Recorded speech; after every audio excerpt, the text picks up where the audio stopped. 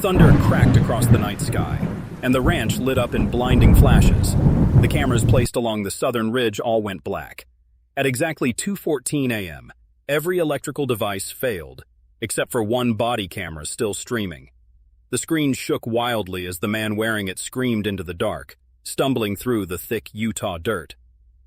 "Something's behind me," he yelled, breathless. "It's not human."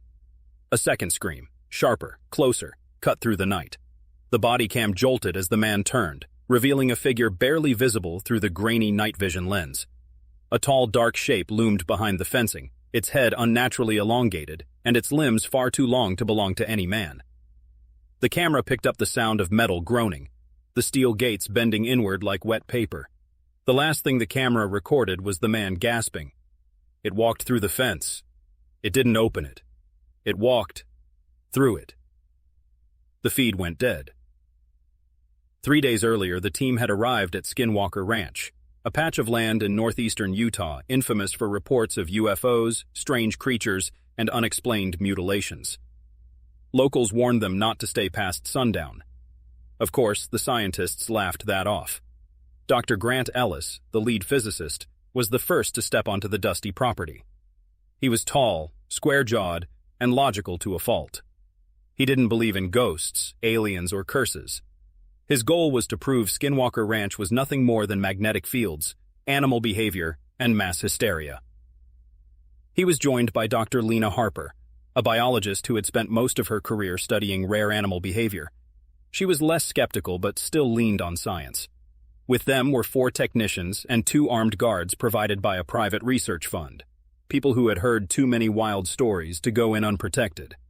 "Everything's quiet so far," Lena said on their first night, sipping lukewarm coffee near their command tent. "Too quiet," joked one of the guards. That was the first night, and the only one they got any sleep. The second night began with electrical flickers. The base camp lights dimmed around 1:10 a.m. The team's backup generators kicked in, but for a few seconds, the ranch was in total darkness. Then the dogs started howling. "I don't like this," whispered Lena, glancing out toward the pasture. "They only howl when they sense a predator." One of the motion sensors tripped, then another. The screens lit up inside the tent, showing a series of camera feeds along the edge of the property. One screen showed movement, something large but low to the ground, crawling unnaturally fast. "Is that a wolf?" one technician asked. "No," said Lena quietly. "It's too big. And it's changing?" Before they could react, the feed glitched. Just like that, the cameras in the east field cut out. Dr. Ellis stood frozen. "Get the body cams on. Everyone. Now." They moved as a team toward the east field. The guards aimed their rifles ahead, but nothing stirred. Just the wind. Just grass. Then, a low hum. Like a mechanical growl. It vibrated in their bones. The guards yelled something, but it was lost as a shockwave hit them, knocking everyone to the ground. The dirt lit up in a pulsating blue light, like the whole ground was alive. Lena couldn't speak. Her mouth hung open, breath forming clouds in the fog-drenched night air. The others surrounded her, yelling questions, but she didn't hear them. The figure she saw standing just 10 feet in front of her, tall, hunched, moving without moving, was gone. No footprints. No noise. Just silence and the thick press of the fog. "What did you see?" Ellis asked, gripping her by the shoulders. But Lena's eyes were still locked on the emptiness ahead where the entity had stood. "It was right there," she said, barely a whisper. The ground hadn't shifted. The wind hadn't moved. But Lena felt something had crossed a line into their world. The group huddled back into the command tent, cold and shaken. One of the guards, Kyle, had gone to sweep the far fence and hadn't returned. His radio was still active but quiet, static, maybe out of range. Inside the mobile lab, Dr. Ellis ordered a full review of the thermal and body cam footage. "Pull from Lena's vest first," he said. On screen, the footage jittered, static ripping across the video for only a few frames. Then came the worst part. A single frame, nearly missed, showing a humanoid shape behind the fog. Head too large, limbs too long. Standing perfectly still, just behind Lena. They froze the image.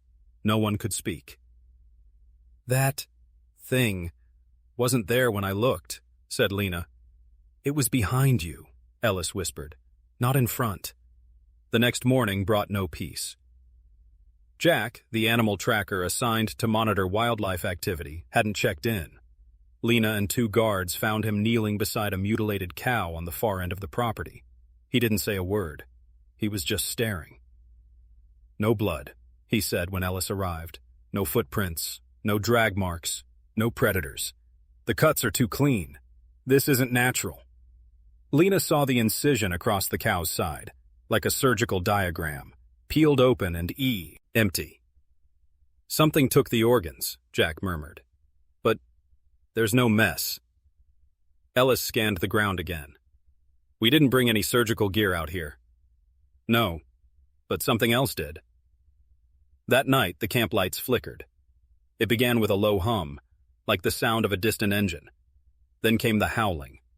Not wolves, not coyotes, something bigger, not even fully animal. It echoed from the mesa and bounced unnaturally between the rocks. One of the portable generators surged, then died. Flashlights went haywire. Walkie-talkies screeched with feedback. "Everyone inside!" Ellis shouted. The team scrambled toward the tents. A guard tripped and cut his hand on a radio tower cable. Another screamed, claiming they saw a figure crawling across the sky. Lena grabbed a thermal camera and pointed it toward the mesa. Nothing. Then, a heat bloom, a glowing shape on the ridge, watching them. She didn't breathe.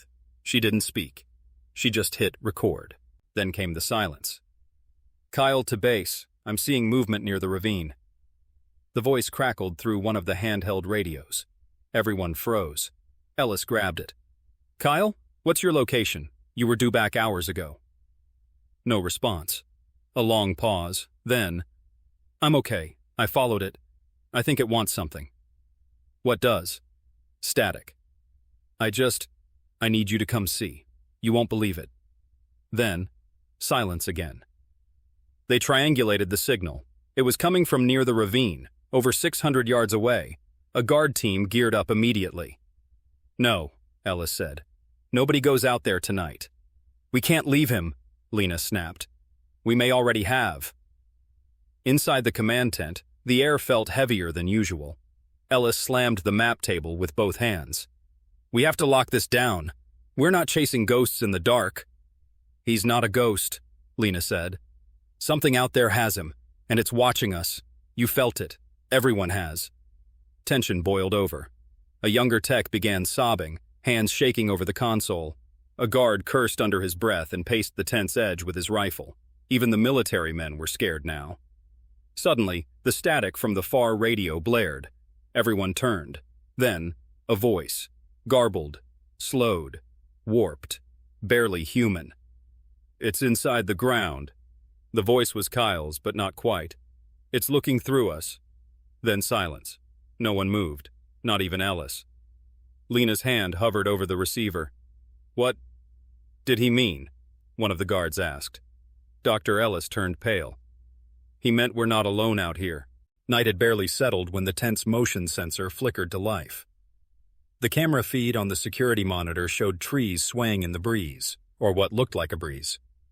Then something darker moved among the trunks, almost gliding. Lena's heart pounded as every scientist held their breath.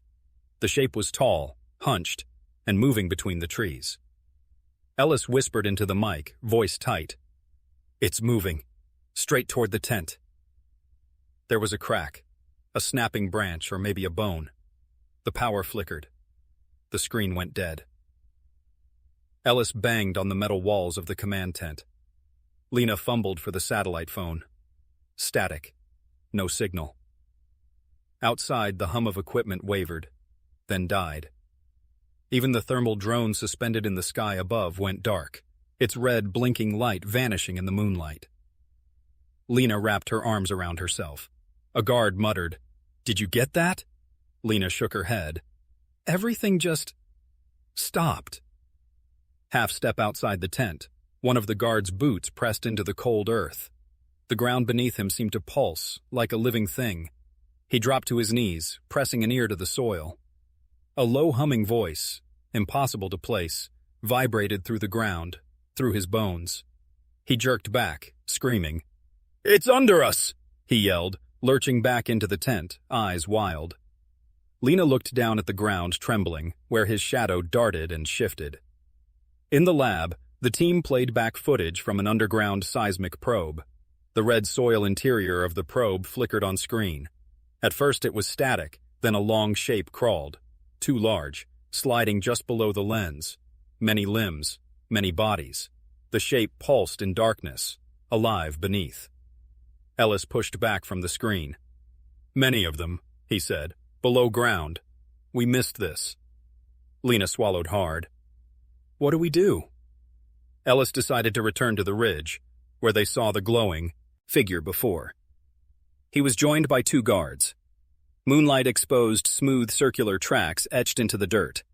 No claws, no footprints, just perfect circles. One of the guards shone his flashlight across the tracks. The beam caught something glinting in the air. It was an eye. He gasped, then collapsed, convulsing on the moonlit ridge.